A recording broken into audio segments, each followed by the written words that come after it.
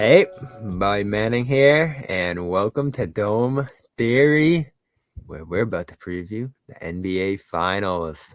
Celtics, Mavericks, not what I was expecting by any means, Windows A. And I don't know what we're in for here, truly. So I'm excited to talk this out because my first impression of this series, Taylor, as it gets started a week from tonight as we record this, is that the Celtics have a sizable advantage. They've rolled so far for the most part, and that Dallas defense is pretty vulnerable. Not as vulnerable as the Indiana defense we just saw the Celtics throttle for the most part, but the vulnerabilities at guard in particular, I think, just put Dallas in a position where I'm not going to say they can't win this series because they could. The Celtics could flop. The Mavericks could get an otherworldly performance from Luka. And Luka's the best player in the series, which is often pretty important here. But I see it being an uphill battle for Dallas here. I think this is a really good matchup for Boston. Yeah, I mean, I feel the same. I was, as a, C's fan, I was hoping for this West series to go a little longer, so whichever team the Celtics would end up playing had a few more games that they had to play. But I think I tend to agree with you just about this series in particular. The matchups between the Celtics and Mavericks this year, regular season isn't everything, but the Celtics did handle those games, especially the second game where the Mavs looked a lot closer to what they do now than they did previously. So, I mean, I feel good about it. And I think from the beginning of the season, something that's been, agreed upon is the Celtics are the Celtics' own worst enemy, most of the time. And so I feel like their two biggest opponents going into this year in terms of winning a championship were the Denver Nuggets, who are gone, and themselves, who they still have to deal with. So if they show up and perform the way they're supposed to, I think that they should win this series. Maybe not handedly, but I think that they are the more talented team. I think they are the more complete team, so they should be able to handle this series. But like you said, until they get over that hump, you can't just give them a series like this. Tonight, 14 to 22, 6 threes on 10 attempts, 10 rebounds, 5 assists, 36 for Luka, who scored 20 in the first. Is this just going to be about Kyrie and Luka being able to shoot them, score them, carry this team to victory here, Lindo? I mean, that's what it's been largely. You've had good contributions from PJ Washington. You've had Lively and Gafford playing really well at center. And then you have, other people in there, Hardy, working, but it's been the Luka and Kyrie show the whole way through. So there's no reason why it would be different. Even as they were piling on early on in the first and second quarters, it would be Luka scoring a ton, and then in the second, when Luka stopped scoring so much, then it was Kyrie getting back to back, and then another, and then another. So it's going to be stopping those two guys. And I guess the idea is usually you would stop the best guy. You'd say, okay, make him do whatever else. Someone else has to score. But in this scenario, it's stop that guy, and there's another guy who can really get it done, driving and shooting. So it's not going to be. I wouldn't take the Mavs in this series, but I don't think it's going to be easy. Why? Like I said, when you stop Luka, you got Kyrie there, and if Kyrie's not there, you've now drawn so much attention to Luka, probably doubling him up top high. Kyrie's driving, that drives in one person, maybe a second. That means there's so many people open. That means there's someone under the basket. It's going to be tough stopping that, similar to the way that the Pacers had it set up, except no one on the Pacers is Luka. And I mean, is Halliburton Kyrie? I don't know. So it's going to look like that, which you've said was despite being a sweep, a really tough series. This seems like it'll be more tougher. So not more tougher to my English teachers. Tougher. 3 things concern me, Taylor. I said one already. Luka is the best player in this series. 2, Dallas has actually had a little bit of a defensive renaissance second half of this season, especially defending ISOs. They have a lot of guys, a lot of bigger guys, even though guards are, sizable guards, even though they're not good defenders. So they've been able to survive in isolation, and that's obviously the whole ball game for the Celtics for the most part on that end. And number 3, of course, we have no clue if Porzingis is playing. And I do have concerns about this series if he doesn't play. Yeah, certainly. I think you would have concerns about. I mean, Luka is the best player in the series. The Dallas defense has certainly looked much better. I think the Celtics can attack it in a variety of ways that other teams maybe couldn't. Like Oklahoma City and like especially LA without Kawhi is tough, and then Oklahoma City is just so young. And then Minnesota, we really saw that when Ant couldn't get going and Cat can't get it going at the same time, like they're very limited offensively. So we'll see how the Dallas defense matches up against the Celtics, because Celtics like they had the best net rating ever, right, for a season. So it's like I've said this all along. They didn't finish. They were up there. They didn't finish 14 games better than the East and 7 games better than the rest of the league for no reason. Like, they are one of the best offenses and one of the best defenses in the league. And I understand you want to temper expectations, and I'm going to do the same thing. I'm going to temper expectations, mostly as a fan, just, get my own feelings hurt too much. Not because I have anything on the line. We always do it. Yeah, and I think all of that is fair. But when you flip things around, this isn't just how are the Celtics going to handle Dallas. It's like, how is Dallas going to handle the Celtics? Because the Celtics have, if Porzingis is playing and he's effective, as we know, they have 6 guys who can go out there and make a huge impact on both ends of the floor. Yeah, and I've just pulled up the numbers from the last game where the Celtics dropped 138, which was pretty good. They shot 11 for 15 when guarded by Doncic, which is just a huge problem. I'm going to hammer over and over again for Dallas here. Washington gave up 7 of 14 shooting. Kyrie gave up 8 of 13 shooting. Lively 7 of 12. Josh Green 6 of 8. 5 of 6 against Exum. And Gafford and Kleber were really the only guys who survived to put up a fight on the defensive end. So the Celtics don't let anyone off the hook, Lindo, defensively. And I said it while we were watching the game in our chat here. I don't think there's maybe there's worse players in the league defensively than Luka, but I can't imagine a worse star defensively than him. And so he kind of has to have these 30, 40-point nights with all the assists and everything else to make up for what he's given up, especially in a series like this, because the Celtics are just going to put him in action after action after action, try to make a move. But that's going to be the key. Can the Celtics make a move? Because otherwise he's just going to try to hide and stand around. I'd imagine they'll try to hide him on Holiday, who, usually tries to back guys down and make them pay that way. That's one thing I guess he has going for him, is he's bigger. So maybe Holiday can't back him down. But I think they're going to try to make a move. Here's the thing. Luka is typically not known for defense. I mean, it hasn't been great in his 6 years in the league, something like that, 6, 7 years. It's a joke sometimes. But in the playoffs, I will say, eye test is certain. I don't know what the numbers say, but the eye test looks like he's playing active defense. He's getting steals. He's guarding up on people. He's getting blocks at the rim. So it's not the Luka of old, at least not in this specific playoff run. It looks like he is actually trying. That doesn't mean he can actually stop whoever he's lined up on, but it does look like he's actually trying, which is at least part of defense, just wanting to stop somebody. Well, it shows on the stats too. Opponents are shooting 43% against him, which is pretty good on 16 shots too, these playoffs. Kyrie holding opponents to that too at 43. So let's get into him.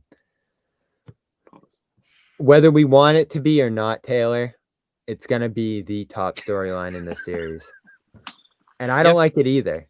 I've forgiven him. I think he's moved on.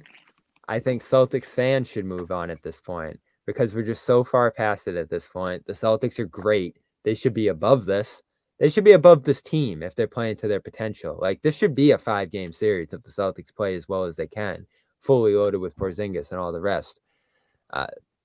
But unfortunately, we can't control that. And so when he steps in the TD Garden next Thursday, It's going to be FU Kyrie. It's going to be boos every time he touches the ball. And I'm thinking over the last couple of days, is this becoming more imminent? I'm like, that's a little bit of trouble there because that's an easy rallying point for Dallas. I feel like a lot of times in general, it has been the case with Kyrie because he's really struggled against the Celtics over the last 9-10 games he's played them. But that can be something that gets a player going, an opposing crowd getting on them like that. But in particular tonight, you see the fan heckling Luka, and he just started going off. And so I tweeted out, I'm like, good thing Celtics fans aren't going to heckle Luka and Kyrie because they are. They're going to be all over these guys. And one fear I have is that that's going to light a fire under them. Yeah, I mean, I think your hope would be that the Celtics fans showing up in that way would also, like light a fire under the Celtics. And if it's going to be hostile and it's going to be like that, then that's when, and you and I talked about this before, but that's where like the Celtics having success at home this year in the playoffs will be important because like if they can get those first two games, then it's like the series doesn't feel like, oh no, what's going to happen anymore. It's like, no, this is, playing out closer to what we think should happen. I think you're right. If the Celtics show up and play the way they are supposed to, like they should win this series handedly. And I believe that. It's not just me being like a Celtics fan and being like, oh yeah, like the numbers say that's how it should go. Like the talent says that's how it should go. And it's just about them showing up. And it's not going to be as simple as a regular season game where you just, like Luka's going to try harder than he did in what was that? January, the last time they played, or March? March 1st. Yeah, March, right? So like he's obviously going to be putting in a greater effort on June 6th than he was on March 1st, right? Same goes for Kyrie. Same goes for all these guys. So it's going to look different, but it's like it's just on the Celtics to do what they're supposed to, because when they do what they're supposed to, especially if they can get the high flying offense going a little bit more, because it's been what since game 1 of the Cleveland series that they've really, really like gone bombs away on someone. Like having one of those games at home would mean so much for them. Like I was texting one of our mutual friends, Gilman, and I said, like, I just want one playoff game where Sam Hauser hits 7 threes, because that's how I know the Celtics are winning by 35 Will that points. shotgun get them going? Who knows, man? Who knows? But that's how you know the Celtics are up by like 35. If Hauser's on the floor and it looks like he belongs, that's usually a good sign. I'm not banking on that, not holding my breath, but I think a lot of it's going to be made of how are the Celtics going to deal with the Mavericks, when like I really do believe that maybe the bigger issue is how are the Mavericks going to deal with the Celtics? What do you think of the Kyrie angle here, Lindo, going into this series? Oh man, he's gonna be lifted up with a crane and plummeted like cannonball style onto Lucky to start the game. That's how he's gonna line up. They're gonna have him fly in, frog splash onto Lucky right after he sages the whole arena. By the way, so no, I mean, he's not gonna instigate anything this time, I don't think, other than some like maybe subtle things. Like I'm already predicting tonight he's gonna be like, man, it's great to go against these guys who I mentored and I raised up and made into who they are today. Like he's definitely gonna do that, but I don't think there's gonna be a logo stomp. There's gonna be no sage. There's gonna be none of that. No, here's the thing though. You're really underselling it. For a fact Celtics fans are going to go crazy over Kyrie. Oh, no doubt. They are going to treat him like he left yesterday. They're going to treat it like that speech where he said he was coming back. They're going to act like it happened the day of game 1. Yeah. Okay. It's going to rain down on him. They might throw food at him. Okay. This is not going to be some, you know what? It's been so long and you said you're over it. We forgive you. Hell no. Especially at 8:30 on Thursday night. Yeah, absolutely not. No, it's going to be loud and it's going to be in his face every time he misses a shot. Let's hope he doesn't shoot an air ball, because they're going to be cheering it for like 5 minutes straight. It's not going to be pretty for him, but I honestly do not think he cares at this point. That's so long ago. He's been through a crazy period on the Nets that I think that now in Dallas, and they found success after it looked ridiculous last year from trade deadline to the end. I think that he's past that, and he's just thinking, how can I help my team succeed now? I can't believe that this is where we're at, because when he leaves Brooklyn, and I was there the night the Celtics absolutely throttled them, he gives this press conference about how, like, yeah, I got to go and dig deep and how to figure out this Celtics team and what they do. And, we're going to get back at them. And then the next day he demanded a trade. And like you said, it didn't go well at first in Dallas. And so at that point, prior to that point, certainly, like last year when the whole, like, Black Hebrew Israelite thing is going on, and the vaccine before that and this and that, it looked like it was the beginning of the end of his career. Like, that was like really a conversation going on. So for him to be a centerpiece, really a number two, and that's what he was in Cleveland, right? A strong number two, an excellent number two on a winning team, as part of a team that can go to the finals, especially with the gauntlet that they went through in the West. And we'll get to the, easiest run ever conversation with the Celtics here. But the Mavericks certainly went through it here. And so you give credit to Luka, you give credit to Kyrie, who honestly does seem like he's in a better place at this point in his game and in his life, certainly at this point. Just none of the theatrics or drama or controversies that surround him in many of the past seasons here. It could always be around the corner, but this has been a really good year for him. And I agree with you, Lindo. It's not going to tone down any of the hostilities in this series, particularly because all he has to do is say one offhanded thing, and it's just going to get everybody going. But I just wish it wasn't the centerpiece of this series, because we got a lot of stuff here. We got It's Tatum, not the Luka. centerpiece. You don't think it's going to be? No. So what will not be? at all. The centerpiece is going to be, can Jason Tatum and Jaylen Brown lead a team to the promised land? That's the whole story. Because the Luka story has been, yeah, he puts in some good performances, and yeah, he has some good series wins, but he's never even close. Well, now he's there. That's the story. People want it to be Kyrie's facing the Celtics and Porzingis is facing Dallas, which I don't even know if there's any real animosity there. It's all just people alleging it. It's trying to build up, but that's really not what it is. It's really, can Tatum and Brown lead them? Because Dallas are newcomers here. Dallas for 10 years suffered under Carlisle post Dirk title. So they're back there. That's their story, that we're back here. Can we do it again? Can we, as the team that people are assuming will lose, can we do it again to the stronger team in the East? And the dominant story is Jaylen Brown, Jason Tatum. This is year 7. You're there every year, besides like 2021. Every year, you're one step away. 2 years ago, you were right there. They had a golden opportunity. And can you finally close it off? That's the story. The Kyrie thing will be a side piece, but it'll only matter if he retaliates, because it's going to come at him. Pause. But it's only going to be a story if Kyrie says something, if he looks at a fan wrong, if he says something. And look, Luka can score crazy and talk to the fans and yell and whatever, and people will just say that's Luka. But if Kyrie does any of that, that is going to rain down on him. Real quick, Taylor, I am going to ask you that same question Lindo just asked, but I want to give a shout out as we go into the series to Prize Picks. Luka, Tatum, Kyrie, Brown. There's no better time to play Prize Picks than right now. And use our code CLNS to get a 100% deposit match for this championship series, up to $100. It's a great time to play our daily fantasy sports partner here at Prize Picks. Check out the points. Check out the assists, the rebounds, what they're expecting these guys to do. All you got to do is pick 2 guys, and you're off with your daily fantasy team here. More or less, it's that easy. At Prize Picks, go to prizepicks.com/CLNS. And listen, it's going to be tough to get in the building on Thursday. I can't even imagine what these prices are going to be. So if you're going to get a deal anywhere, it's going to be the Game Time app. Head over there, create an account. Use the code CLNS for $20 off your first purchase. Terms apply. Again, CLNS for $20 off your first purchase over at the Game Time app. Are they ready, Taylor? They're obviously ready. Will they do it this time around? Like Brown and Tatum, are they going to lead this team where they need to go? Have they shown through these playoffs that they're able to lead this team where it needs to go, as Lindo asked there?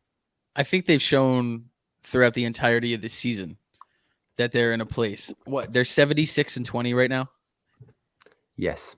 Like, You can say what you want about the Eastern Conference. You can say what you want about the playoffs. They're 76-20 going into the finals But against it was team. the easiest run ever. That's great. But like this is where you can't have it both ways. You can't tell me that the East sucks all year and that the Celtics are just going to have it so easy because the East sucks. And then you get to the playoffs and everyone's like, well, if the Heat had Jimmy and if the Cavs had Mitchell and if the Heat had Jimmy, they'd be in the finals right now. Oh man, and if every player on the Knicks didn't get hurt, things would be different. And you guys know my favorite saying, if things would be different, things would be different. Like, yeah, you're right. If things were different, things would be different, but that's not how it is. I will say, not to interrupt, this playoff run has had much more of the easiest run ever stuff because Jimmy was out and Mitchell, Donovan, and then Halliburton. It's really loud now. But before LeBron went to the West, he was dealing with that all the time. Whenever he would just kill Toronto, it was, yeah, but he doesn't have to play anybody. So that's just been a long-standing thought about the East for many years that, it doesn't even matter because no one's good there. But someone has to get there. Yeah, no, and they've handled business at every point this year that they were supposed to handle business. Like, it's just the easiest run. Like, yeah, sure. And the one thing I disagree with is when people say they haven't been tested, because you can't have it both ways. You can't say that, oh well, the Celtics, right? They fail every year. They fail every year, man. They fail every year. And then you can't turn around and be like, well, they've never been tested because of one season. If you're treating this team like it's been the same since the second Jason Tatum got drafted, you can't turn around and say, well, it's different this year because they haven't been tested. First of all, they got better this year, talent-wise, but it's also like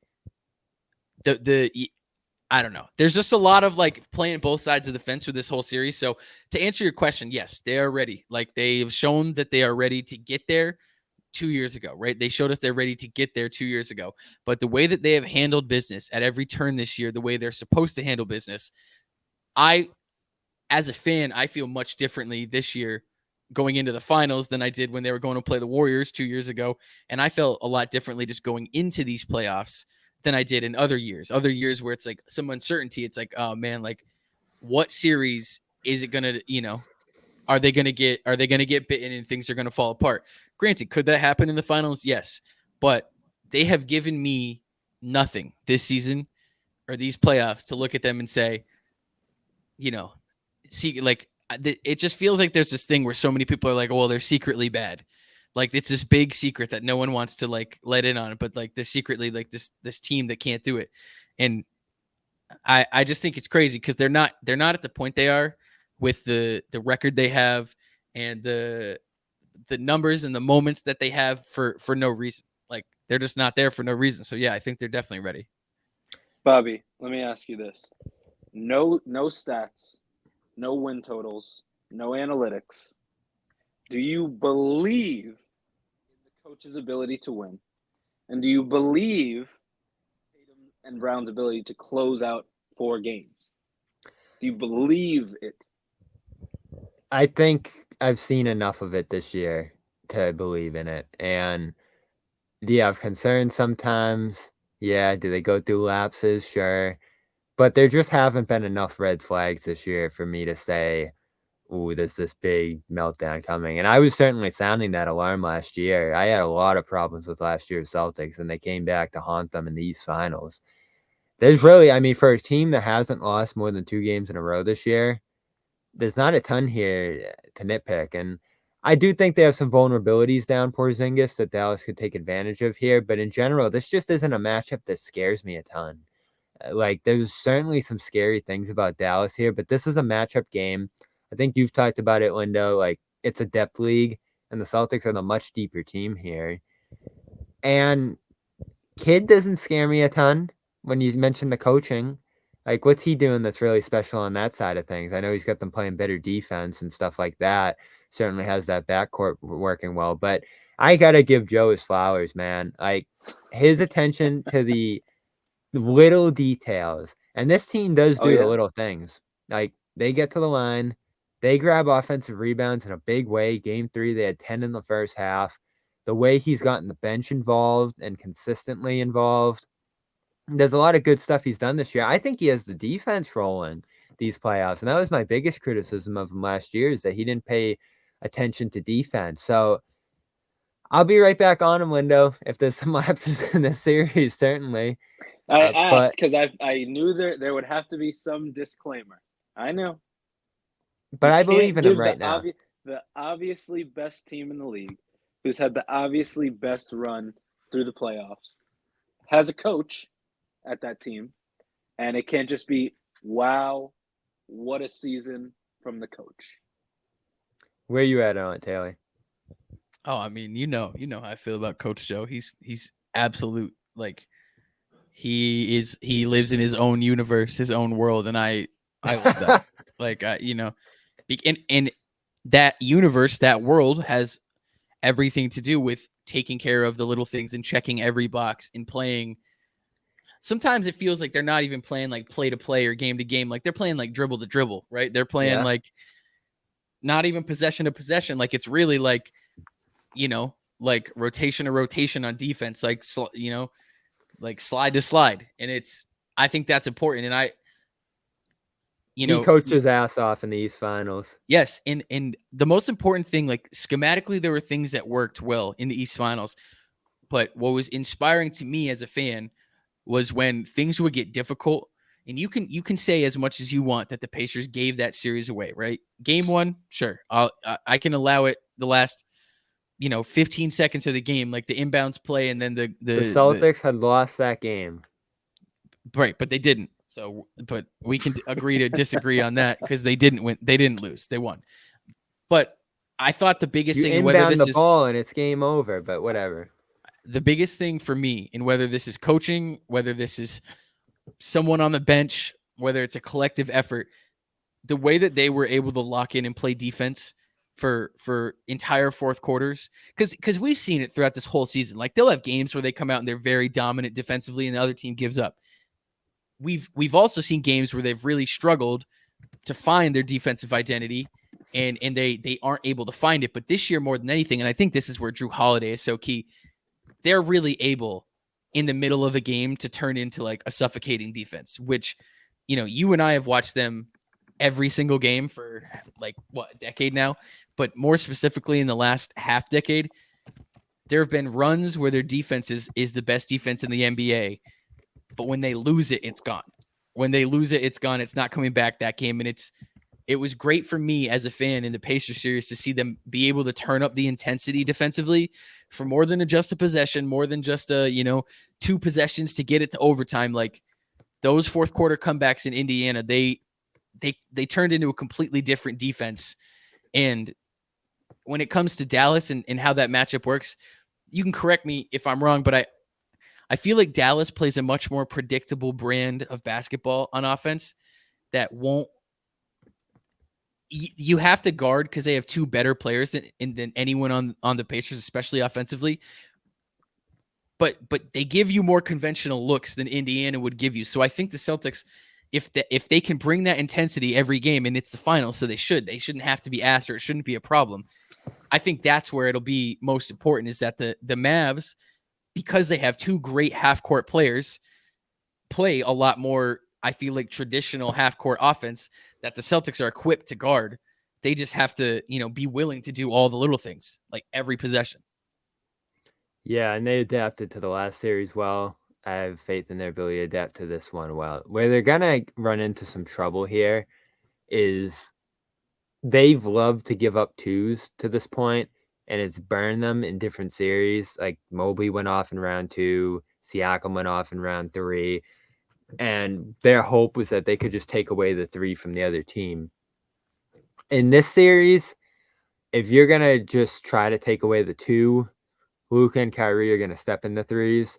But if you're playing up on those guys, it's going to be Lob City right here. And that's where I get concerned a little bit about Porzingis' absence, Lindo, because I love Al to death. I think he's been amazing on this run for the most part, but he's also had some games where he hasn't looked as great defensively. And some of these athletic bigs on the other side have given him trouble. And this is like the best pick and roll attack you'll ever see right here. So Joe might be fine with seeing them fly over the top of his head and dunk it because it's a 2 versus a 3 here. But you're going to have to walk that line here if you're him. And if those two guys, Gafford and Lively, are killing you, do you adjust to that, or do you just keep letting them kill you and live with it? Because Luke and No, Kyrie aren't stepping in the threes. That's when you get Big Tillman off the bench. Oh yeah. All right, I wasn't lockdown. expecting a Tillman mention in this podcast, but there he is. Tillman lockdown. Now, What about Luke? What about Cato? A good inside defender. Luke is great. Tell me. Defending the interior. Okay, well then I guess let Joe know next time you see him. No, honestly, they got to play O'Shea to make sure he's the first finals player in 44 years from Syracuse. Are the opposite of the Timberwolves, where the Timberwolves were the defensive identity, and the Mavs are the street ball, one-on-one isolation. I can beat you team. Cook them. So, yeah. So when we talk about that, dealing with the pick and roll, that's. I mean, if you're going to say, are you just going to let them score? Well, they'll score that way 100 times straight. So, like, it can't just be like, we'll just give up on the pick and roll. They'll run it every single play if that's the case. So, it can't be you just got to live with the 2 because the 2 will turn to 100. Now, can they handle it? Again, Porzingis, you're saying you don't know that he's going to be back. He had a very positive message, including the Latvian flag on Twitter. Seems like he's ready at some point this series. If not, though... He might just give it a go. If not, though, again, it might turn into the situation where you're saying at all times, if it looks like Luka's making a move, someone is sliding over to him, and you just... Derek White or Drew or someone else... Or I'm sorry, not them, but like PJ Washington or Green or... Kyrie, someone else has to score or make the play. That's probably what it's going to come down to. And Washington just had a really bad series. Yeah. Not defensively, though.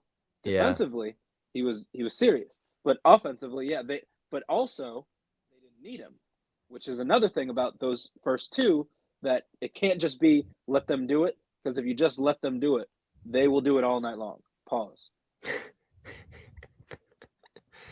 Yeah, that is 100% true. And the Celtics got to stay consistent offensively, and that's where we go back to Tatum, Taylor. A lot of talk about him throughout this run. I'm going to get in on the debate of him versus Luka, because as much as I've criticized Tatum, I don't want to sit here and listen to how much better Luka is with him when Luka only plays one side of the ball. Tatum's defending at the level he does and rebounding and doing all this other stuff in the mud there of the game, and Luke is just kind of standing around on defense waiting to get the ball back and go score the other way. So I'm not going to sit here and say Luke is miles and miles better than Tatum, and that's a huge edge for the Mavericks here. But Tatum also hasn't played great for large stretches of these playoffs here, and Brown's going to be huge again, especially if Dallas throws extra pressure at Tatum. Brown's got to be able to crack open that defense if they're just packing the paint with those big bodies.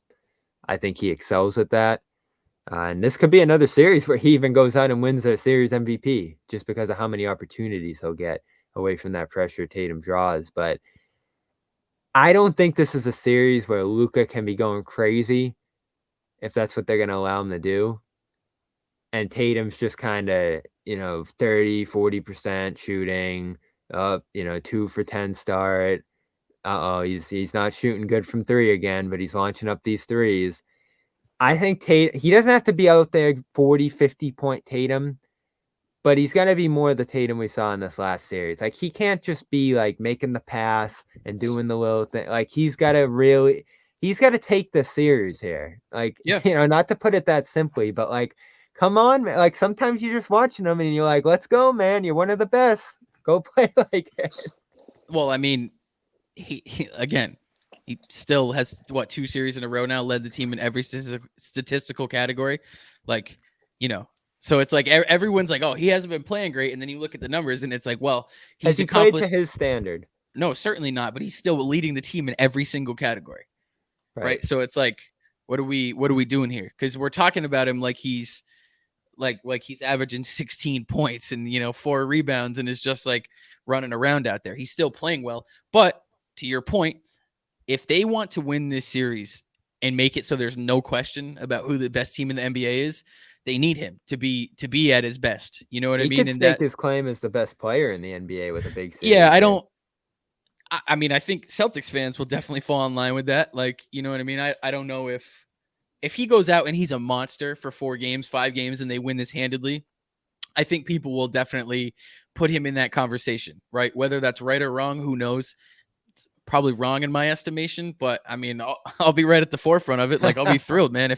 If we get 35 points a game, Tatum, and they walk away with the finals after, you know, a 64-18 season and a dominant playoffs, like, yeah, I'll get in line. You know what? I'm not going to argue with it, but I think that if the Celtics want to prove that they are as good as they are, they need Jason Tatum to play his best. And you and I know it's not just one thing, but you and I know what unlocks his like top tier game, and that's when the 3 is falling. When the 3 is falling, no one can guard him.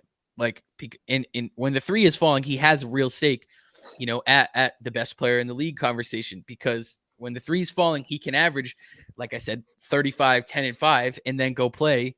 Maybe not all defense, but he's still one of the better defenders for someone of his like stature, his position, his size. So he can be, you know, arguably the most complete player in the league without, you know, maybe the sheer size of a Jokic or a Giannis or an Embiid, where they can just, you know, they play a different position. Like, those guys can go, you know, Embiid's getting 20 rebounds. Giannis can go get 20 rebounds. Like, Tatum's a great rebounder. About Embiid.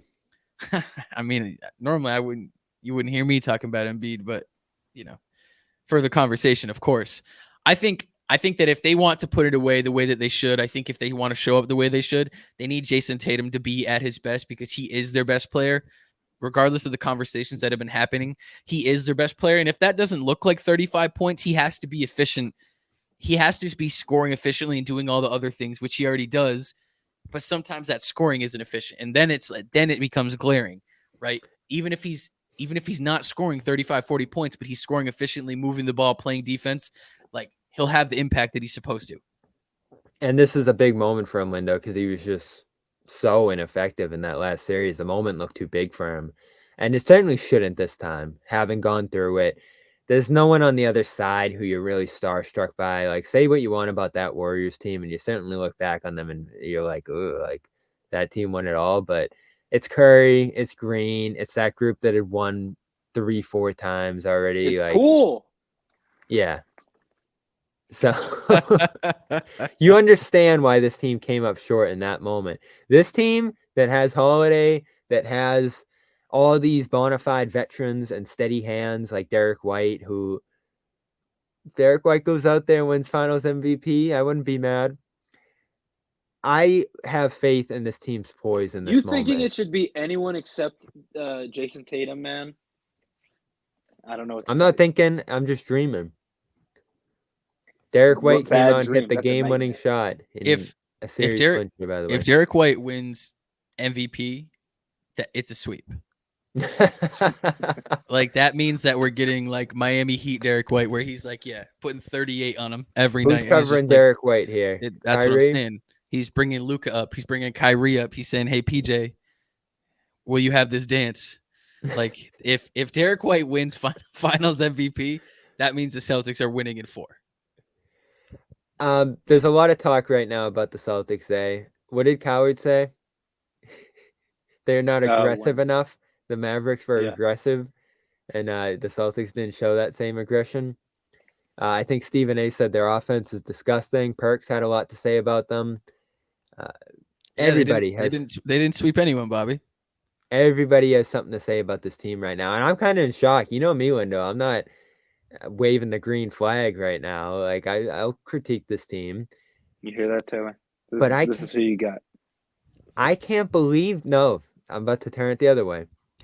I can't believe the talk about this team, Lindo. Like, is it just like bait for the fans?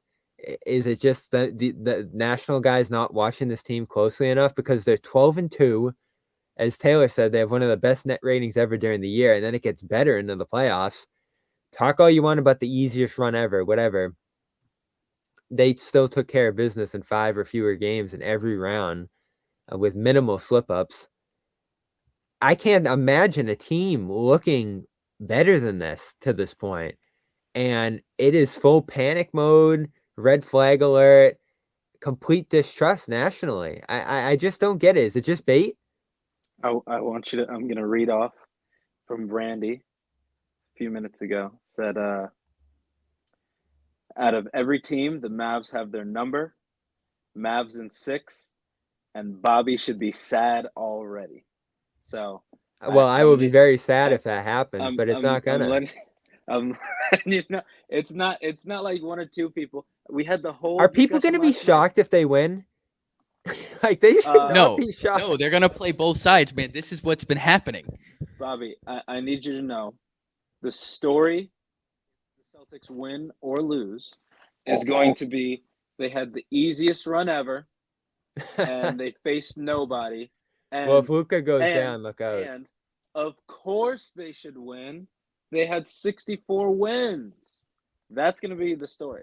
I know you're trying to say it's just whoever, it's just them. But I know you're thinking it because I was thinking it about the Lakers. And I know you've drawn many differences. But what's not different is the public has decided, we've just decided, easiest run ever. If they win, it was too easy. If they lose, that's just what they do. Taylor's right. That's it. It's already set. If you're looking for the public on this one, I need you to know the public is fully against the Celtics. Like, it's already set up, Bob. The grass is greener on both sides of the fence, right? Like it's so bad, Bobby. Stephen A. released an apology to Kyrie today. That's how much it is. It is set up for everyone to be like, oh, it was too easy, or they were who they thought we were. No, hang on. They were who they thought we were. No, we were. I'm losing it, Dennis Allen. I'm losing my mind right now. They were who we thought they were. Yes, that exactly right. So I don't want to be saying that. It's already set up on both sides of the fence. And my goal for both sides of the fence and the fence, right, is to burn it all down. Well, I want the grass completely brown and brittle. I want the fence gone because I want all the green to be where it's supposed to be. Well, here's the easy thing for you to do if you're annoyed by this is just tune it out. Because if they win, Taylor, it's going to be very easy for me to enjoy this and not worry about anyone saying it's the easiest run ever, despite what Lindo thinks. Oh, yeah. I'm saying easiest with a bullhorn.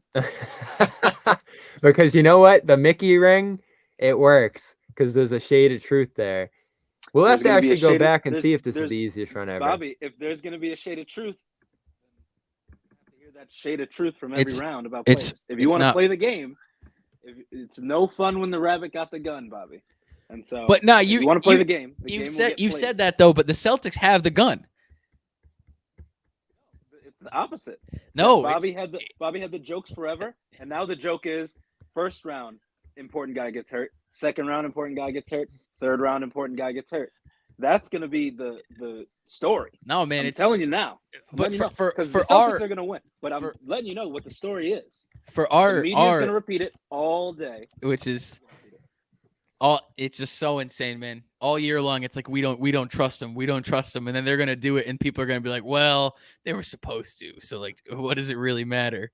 But so the Ringer actually put this up today, I guess, sometime recently. Ready? Here we go. Boom. So currently the Celtics do have the easiest path to the finals in terms of average wins. What did KD say? Who want to look at a graph in a hoop convo? That's what I'm saying. The 85 Lakers, who are highly regarded, Lindo, right?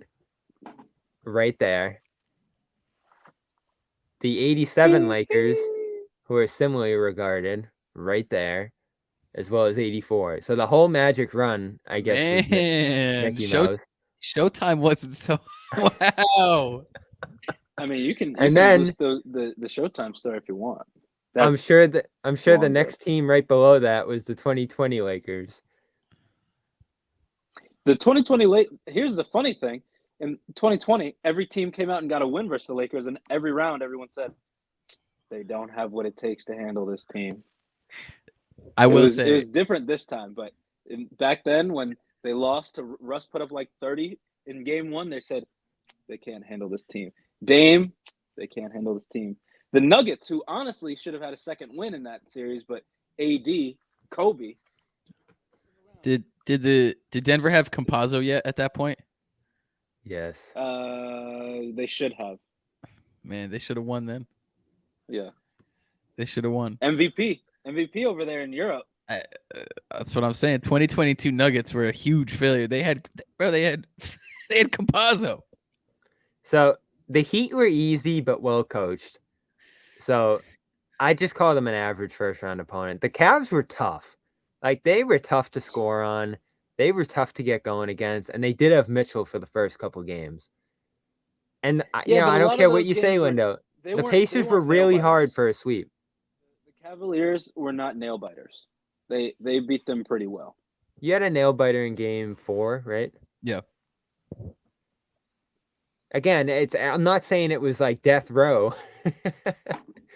No, I know what you're saying. And I hear you on the Pacers, but again, it's a coin flip. The other team loses 3 of them. They weren't good enough to beat the other team. That's just what it is. And obviously, they didn't have Halliburton for 2 of this. But if it's a coin flip and you always lose the coin flip, it's not close to me. You don't have what it takes to win, and the other team does. So is that actually going to impact them in this round, Taylor? Forget the narrative. Does the fact that, let's say, they've played a relatively easy path to this point, does that make it harder going against a fully loaded team? Because at the very least, you're going from a team that's shorthanded each round to a team that's relatively fully loaded here in Dallas. If the Celtics were a team that flamed out in the first or second round every year, and they were completely new to this, I would say yes. I would say I'm very concerned because of that. But there is a core of Celtics here that have been through this over and over again. And then you add someone like Drew, who's already won a championship. You know, it's a weird season that he won it in, but they still went and won a championship. So it's much different. And the biggest issue that there are a lot of issues, but in the finals in 2022 against Golden State, in the conference finals last year against Miami, I thought the biggest thing that hampered the Celtics was that they were just out of gas, right? Like, Tatum played poorly against Golden State, and he's been very vocal about how tired he was by the time that series was even starting. So if you're going to give me the last 2 years and how I've seen them end for the Celtics, and give me that or the option of being extremely well rested, but having to play easier opponents, I'm taking the second option every single time. Like, you can say they haven't been tested in the playoffs this season, but it's not like this is a super like green, super raw group. Like, they've been there over and over, as everyone is so quick to remind us, right? Like, they've been there, they've taken their bruises, they've taken their licks in so many different ways and so many different series over the years that at this point in their careers, at this point in this group's trajectory, I'm taking rest. I'm taking like being well rested and mostly healthy, maybe all the way healthy, or at least close to all the way healthy, over having some hard series against the Knicks in the conference finals. Yeah, and all this just does add to the fact that they need to do it here. Like, this is a time you've been through the battles, you've had the close calls. Now you have the path. Now you have the matchup here. You have the team as well. You have health, relative. Yeah. They got to do this thing, Lindo. And I'm trying not to imagine a scenario where they don't, because I just think they got it here. And if they don't, I don't even know what I'm going to say. You're going to blame the coach. I already know. I mean, barring like something, happening really, really wrong, not like play wise, but like it's going to be tough if they don't have Porzingis. That's my biggest worry by far. Like, well, the Porzingis thing, yeah, absolutely. But I'm also not going to sit here if they lose and Nope. Porzingis doesn't play and say, if they had Porzingis, blah, blah, blah, blah, blah. I agree. I fully agree with that, because the day they traded for Kristaps Porzingis, I was excited, but I also tempered that excitement with the understanding that there's a strong chance he's not there when they need him the most. And so I I agree with that. I agree with that side of it. And I mean, you're right, Bobby. Everything is set up exactly for them to handle business. And I think they will. I think they should. Like you look at that Warriors series from a couple years ago, and I think the narrative has definitely become like, oh, that series was in the bag, right? It was over and they gave it up. And that's not the case. Like they certainly had an opportunity to go up 3-1, a great opportunity to go up 3-1. But going into that series, despite the talent, it was still they're playing against like, one of the greatest, the greatest or second greatest like NBA dynasty of our lifetime. And So Curry had his vintage series. Right. And Curry had his right, exactly. So it's different. And yes, is Luka on the other side? Is Kyrie on the other side? Yes. But like Kyrie's done it on that level, but it was different. He wasn't, it wasn't this version of Kyrie. But when it comes to Luka, it's like I'm not looking at Luka the way I was looking at Steph 2 years ago when I'm like, oh God, this guy has been here, done it 3 times already. And then, it's so it has a different feel. And I think that with the moves that Brad has made, with the steps that Tatum and Brown and White have taken forward, and the additions of Holiday and hopefully Porzingis is out there, and where Pritchard's at, and Al being willing to go to the bench, you're right. Everything is set up, and they really don't have any choice except to handle business, because if they don't in some catastrophic form, like we thought last year there was a lot of change. I feel like there's no option but to change something if they really like fall on their face in this series. I will say Luka obviously hasn't been in the finals, but he's had serious playoff wins. Oh yeah. Oh, absolutely. I'm not trying to. Yeah. Team. No. And I like. There's no part of me that's like. But if you're like, Tatum, don't go out there and lose to them because you got outclassed by Luka. And certainly if you're Brown, I don't think Brown's gonna let it happen. Don't get outclassed by Kyrie, especially in those non-Tatum minutes. And Brown's just been so good this whole run. I have full faith in him. Tatum is coming around. But again, I need to see a series here that really convinces me, like, this is it here. This is the guy. He's capable of. It's not just carrying this team, but making all the right decisions, staying in the game mentally, dealing with some adversity here. Because adversity will come in this series, I feel like.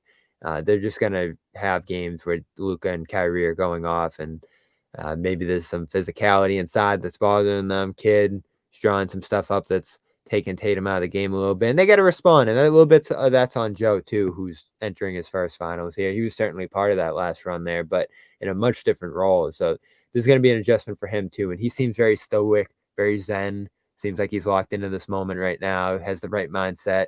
Like Taylor said, a lot of it's just been like grinding things down to granular details, which this team has seemingly responded well to. So those are your 2 coaches here. We're going to talk about one more coaching situation before we get out of here. Real quick shout out first to PXG. Go to pxg.com/Garden Report. Use the code Garden Report to get a discount on all their apparel, polos, hats, tees, and Lindo knows what's coming right now.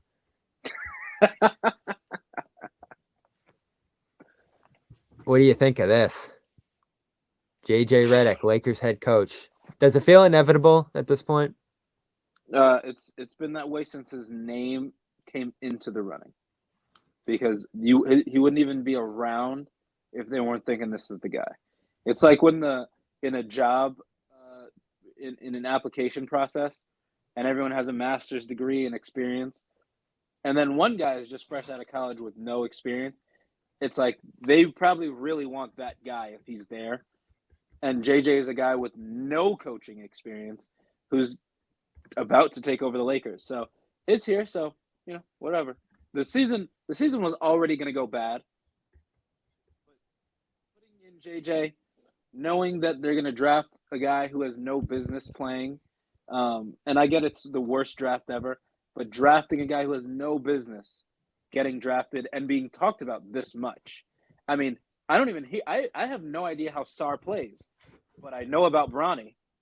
I have no idea about, what people are thinking about Edie, but I know what they're thinking about Bronny. It's going to be a circus. Who knows how they're going to shuffle the team around? Rob Pelinka should have been fired many seasons ago. He's still there. Really? The owner is ridiculous. Linda Ramba still works for the team. Kobe's friend is the GM. LeBron's business partner is the coach. Sure enough, they'll win 40 games. It's going to look really ugly. LeBron will retire in disgrace. Have a good time. Is there any way this works, Taylor? I'm not so sold that it's going to happen. You think this is Borrego smokescreen? Nah, man. That might be worse. I've watched every It is episode. worse. I've watched every episode of every show that JJ Redick has ever put out. Oh, stop it. Right? Has there Stop been it. any smokescreen? I mean, any That hint? guy loves living in New York City, in Brooklyn, more than anything in the world. He talks about it all the time. Why would he want to go? Los Angeles is pretty good too. He has already lived there. He already lived out there. He lived there for like 6 years. We got Brooklyn JJ. He's got to coach his 9-year-old kid. So what is this? Just him trying it out, getting a feel for the process? No, Like, man, I don't think so. I think where there's smoke, there's fire. But until it happens, He was going to go coach the Hornets. First of all, Celtics are headed to the finals. Like, I really don't care, right? This doesn't. this is a thing where this doesn't concern Hey, me. you know I'm intrigued by the Lakers. I know you love the Lakers. As a JJ Redick podcast fan, I'm a little kind of getting nervous that I'm not gonna have something to watch. I mean, he comes out 2 times a week with great interviews. Like, He'll still do press conferences, and you That's heard. I'm not there They're for gonna be him though. podcasting after losses. I'm not there for him though. He's able as a NBA vet, like he is, to get great guests on the show that other people can't get. So man, I'm gonna be devastated if Old Man and 3 goes away. Hey, he'll still provide plenty of entertainment from the podium, as he showed in his Felger and Maz appearance the other day. I think that was like a, run through of what a JJ Redick press conference was. I gotta go, man. Someone's giving me a call on the other line. I gotta go. I gotta get out of here. All right, he's Lindo's A. He is Taylor McCloud. This is Dome Theory. Subscribe to us wherever you get your podcast. And the NBA Finals start Thursday. We might have reaction to every game. The Celtics are in it. We got unlimited stuff to talk about here.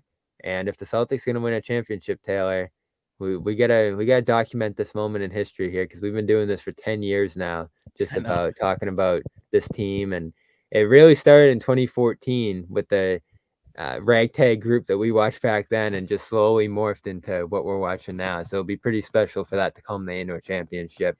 But again, I think both of us are nervously looking at this and saying, what could go wrong here? I feel pretty good about it.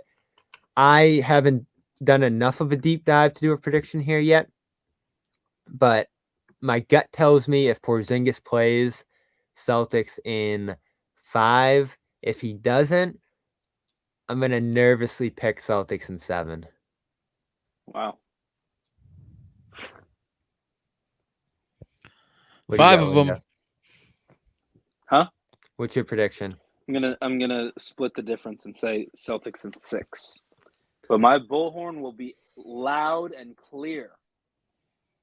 Ringing on doors. All right. Again, Dome Theory. That's a wrap. We'll see you sometime next week. Peace.